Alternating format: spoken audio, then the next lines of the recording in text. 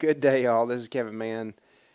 Today we'll be discussing, this is episode 5, but we'll be discussing Thomas Paine. Thomas Paine, as you know, is the biggest instigator for the American Revolutionary War. He wrote Common Sense. Within Common Sense, he taught Americans some very valuable lessons. Of course, the last thing, or how he closed Common Sense, or near the end of Common Sense, he also implored that our founding fathers declare independence. And of course, he published Common Sense January 1776. Within 6 months, they did declare independence. He did have sway over the founding fathers. And like I think in the English Utopians episode 3, I also mentioned to you, we looked at Thomas Hobbes, talked about the representative government is basically required for legitimacy, and it is representative. Then, of course, that government, it needs to do the bidding of the people. But if they do, then of course the people will agree to it. They'll acquiesce to it. They'll submit to it. So by acquiescing or submitting to, conceding to to comply with that government, then of course that is kind of we could say the model that Thomas Hobbes was talking about. Even though he was an absolute monarchist, he supported the king. But just maybe 2 or 3 decades later, we had John Locke discuss, of course, the 2 treatises of government, and there he basically echoes the same sentiment of Thomas Hobbes. But of course, in the 3rd episode, as I mentioned before, I did discuss how he talked about the natural state. And the natural state is important to understand because these things were, of course, influential to our founding fathers. Our founding fathers were very sophisticated people. They knew, the history of England. They knew about the Magna Carta. They knew about Thomas More's Utopia. They knew these things. And because they knew these things, there were certain things that they did want to focus on, or they did want to address. And so today we will be looking at Thomas Paine because, like I said, Thomas Paine taught us so much. In Common Sense, he taught us Americans 2 valuable lessons. So let's get started. Here's a picture of the British colonies, the 13 colonies, just basically the east coast of North America in 1772. The 7 Years' War was from 1756 to about 1763. In 1763, you had basically the Royal Proclamation, in which King George asked British colonists to move back east of the Appalachian Mountains, because that is the territory of the Cherokee. In other words, the Cherokee helped the British win their war against the French during the 7 Years' War, and so the one things that the Cherokee demanded was, get your people out of here. We don't want them in here. Send them away. So basically, King George III basically declared, okay, if you're a colonist, move back east and get out of the Cherokee territory. However, there was the Watauga Association, also known as the Over-Mountain Men. The Over-Mountain Men included people like John Crockett, which was the father of Davy Crockett. And these men were very hard men. These men were, like I said, these were furriers and traders, and so these guys knew how to survive. But they're almost in the center of Cherokee territory, and so they said, we're not leaving. We're going to stay. But King George's proclamation made it pretty clear that if you do not leave, you're not getting in the redcoats. You're not getting a cavalry. You're not getting someone to come save you. You're on your own. And so the Over Mountain men said, fine. And so they basically created their own association. They created what is sometimes called the Watauga Republic. Because what you and I know as the Second American Revolution, the Second American Constitution is what we are under today. That's wrong. The first Constitution outside of the British rule for English people was the Watauga Association. In 1772, they created their own constitution because they said, we're going to stay. We're going to lease land from the Cherokee. And you know what? Because the Cherokee were their neighbors and knew them, they said, okay. They let them stay. So this Watauga Association, they basically set up their own country in Cherokee territory. That was basically west of the ridge of the Appalachian Mountains. So that was the first independent constitution in North America. So the one that we enjoy today is actually not our second, but our third. So my question to you then is, could this have been what inspired Thomas Paine to write Common Sense? Because he was seeing John Locke's theories come to life in his own lifetime. He's like, this is exactly what John Locke predicted. If I'm up on my mountain, because the way Thomas Paine writes about it in Common Sense, he basically says that when I'm up on my mountaintop, essentially, out in the wilderness, by myself, outside of society, I'm free. I'm in my free state, as John Locke talked about. That's anarchy, every man for himself. But then, if I come off that mountaintop and I come down to the valley and I see you trying to build your shelter before the winter snow, I may offer you help and assistance. Hey, I'll help you build your shelter to beat the winter snow if you help me build mine. And so, if you understand what he's actually saying is, the reason we form society, according to Thomas Paine in Common Sense, is economics. That's not security. That's economics. He's talking about we'll share labor. I'll share my labor with you and help you build your structure if you help me share your labor with me and help me build mine. That's economics, people. So actually, Thomas Paine was creating or writing an economic theory as well as a political theory. So he basically was saying that's economics. But then he said, within the first 4 to 6 paragraphs of Common Sense, he says, well, then that direct democracy gets too big, and so we can no longer meet under the one tree. So then we'll just say, well, I'll dispatch my son. He'll represent the family. Go to Washington. Go to Beijing. Go to London. You tell them what we want here in our family. That's representative democracy. The founding fathers were like, okay, stop, Thomas Paine, stop. We'll make a republic. And so they did. They actually targeted, a republic. That's what they were going to build. You look at all the writings, talk about, the Federalist Papers. They were basically building a republic. But the thing is, Thomas Paine did not stop there. He kept writing, and like I said, he wrote Agrarian Justice in 1797.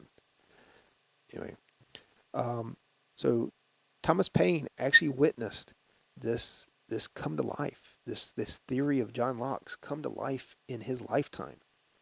So, of course, in 1774, Virginia Governor Lord Dunmore called the Watauga Association a dangerous example of Americans forming a government distinct from and independent of His Majesty's authority.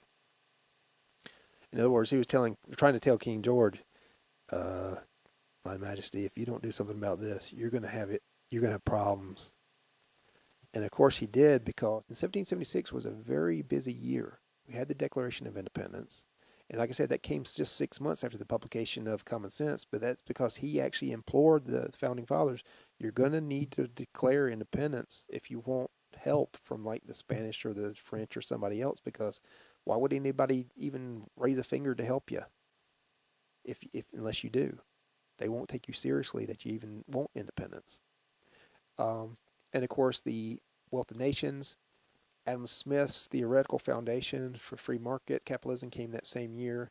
And, I've been talking to you about David Graeber's theories, and Adam Smith is essentially wrong about money.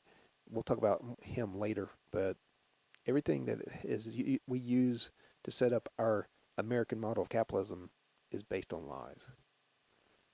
The Treaty of Paris basically ended the American Revolutionary War, and as you can see, we expanded from maybe the Appalachian Ridge to maybe the Mississippi River.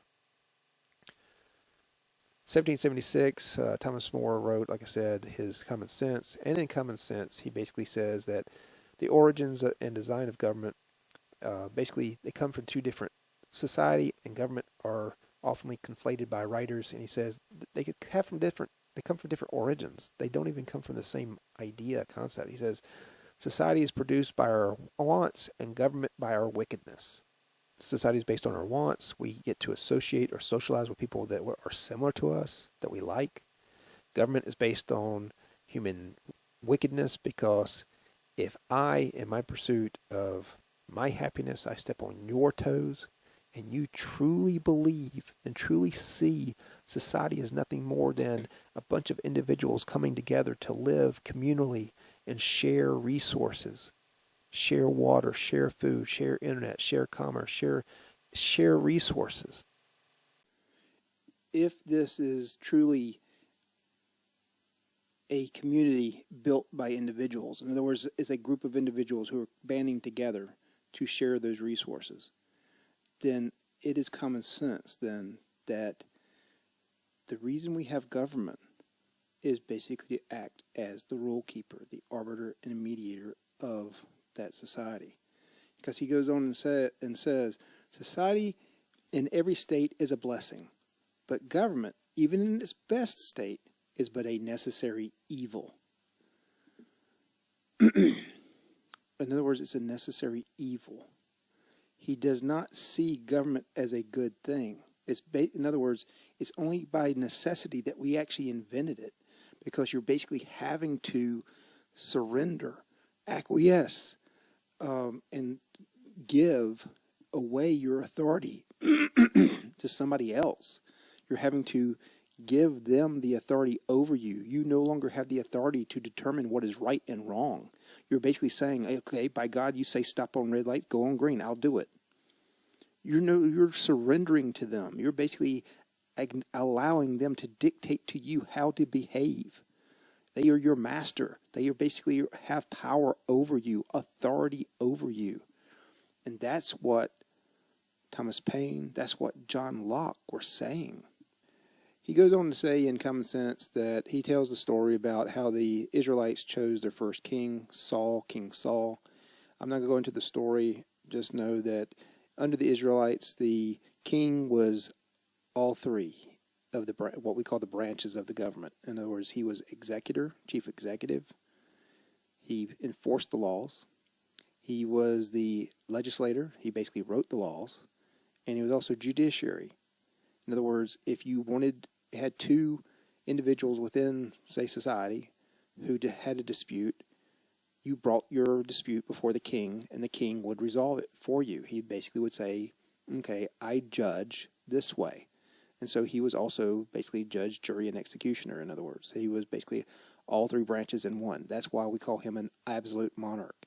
He basically, anything he said was arbitrarily law, because what he said was law. So that's an awful lot of power to give to somebody. So that's why we Americans distrust government. So that's why we separate the republic's separation of power into three branches. We separate those powers because as Napoleon said, power corrupts. Absolute power corrupts absolutely. James Madison in Federalist Papers number 51, and that's 1787, I believe it was, when he wrote this, he said, if men were angels, no government would be necessary. In other words, he's basically echoing the sentiment of Thomas Paine. So So he's saying here, if men were angels, no government would be necessary. He's basically saying, if we could just be fair, if we could just be just, if we could just be merciful, be kind, be charitable, to be generous, be loving or sharing with our fellow man. When I say when I step on your toes, I can acknowledge it and say, "Oh, sorry, I didn't mean to step on your toe." But the thing is we sometimes act greedily, selfishly. Sometimes we don't even acknowledge that we stepped on somebody's toe. So the thing is, he's saying if men were angels and we just treated each other fairly, we probably would have never invented government in the first place. And that's exactly what Thomas Paine was saying. In other words, James Madison, by this quote, is acknowledging he's an acolyte or a student of Thomas Paine. So that's why we Americans are minimalist. We believe that smaller government is better government. Why? Because we can't trust government. Government is not trustworthy. In other words, if they could be honest, if they could be just, then maybe they would be trustworthy. But the thing is I think we all today in the 21st century can acknowledge that the U.S. government doesn't tell us the truth very often, if ever. So that's why government is but a necessary evil. We have to basically acknowledge that absolute power corrupts absolutely. So these people having power have become like intoxicated on their power. They will not relinquish power very easily. They will hold on to power as any way they can. So we're going to have to work for it. If you want your republic back, you're going to have to fight for it. I mean, have you read our Declaration of Independence, or when was the last time you read it? I mean, in the Declaration of Independence, it actually reads, it says, governments are instituted among men, deriving their just powers from the consent of the governed, that whenever any form of government becomes destructive of these ends, it is the right of the people to alter, to abolish it, and to institute new government. And it continues, I'm going to skip about a sentence or two. It says, all experience hath shown that mankind are more disposed to suffer, while evils are sufferable, than to right themselves by abolishing the forms to which they are accustomed. But when a long train of abuses and usurpations, pursuing invariably the same object, evinces manifest a design to reduce them under absolute despotism, it is their right, it is their duty to throw off such government.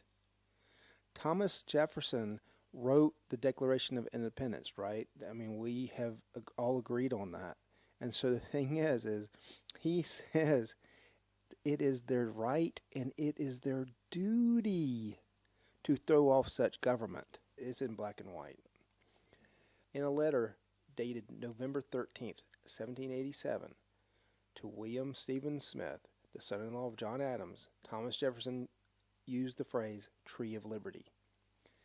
And in this, well, I'll just read part of the letter from Thomas Jefferson from November 13th, 1787 to William Stephen Smith, where he says, and what country can preserve its liberties if their rulers are not warned from time to time that their people preserve the spirit of resistance? Let them take arms. Then, well, I'll just read the rest. The remedy is to set them right as to facts, pardon and pacify them, what signify a few lives cost in a century or two. The tree of liberty must be refreshed from time to time with the blood of patriots and tyrants. In other words, he's saying if the tyrants can't take a hint, we will rebel again.